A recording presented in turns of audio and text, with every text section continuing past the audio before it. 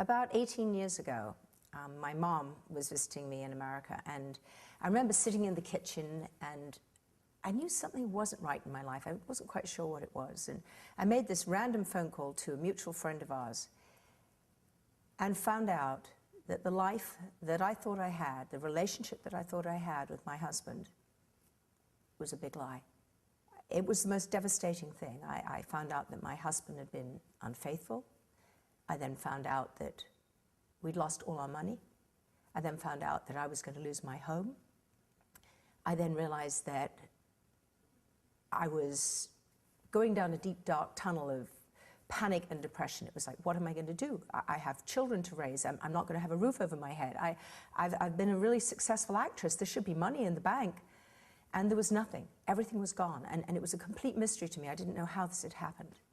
My mom had survived a concentration camp in World War II, and she'd always told me, you know, darling, when life's tough and something's just so painful and so insurmountable, there is always someone worse off than you. Go out and help someone else. And I remember, you know, giving this donation, and the artist coming to my house and coming to my children's playroom and seeing these little finger paintings I'd done, and offered to give me some free art lessons.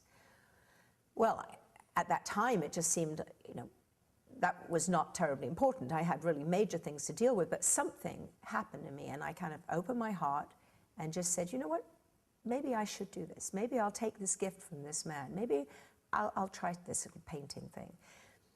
Well, he gave me a couple of lessons, and the next thing I knew, this pain, this anger, this fear that I had just dissipated completely.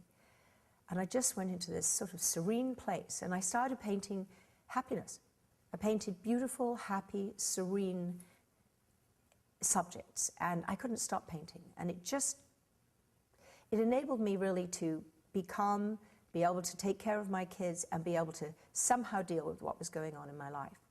My mom, about 2 years ago, had had a stroke, and she knew about the paintings, and she was very proud of me, and I had been asked to do Dancing with the Stars, which is her favorite show. And so I had a necklace, a single necklace made of diamonds, just like the paintings, and I wore it when I was doing Dancing with the Stars. It would always remind me of my mother's message, you know, that however tough something was, that if I opened my heart, that love would come into my life, that somehow I could process change. I just know that my mom, who has now passed, is just watching and smiling and beaming and really just saying, wow, you know, my message has not just helped my daughter, but it's going to help people all over the world, and to see the impact that living with an open heart can have on everyone.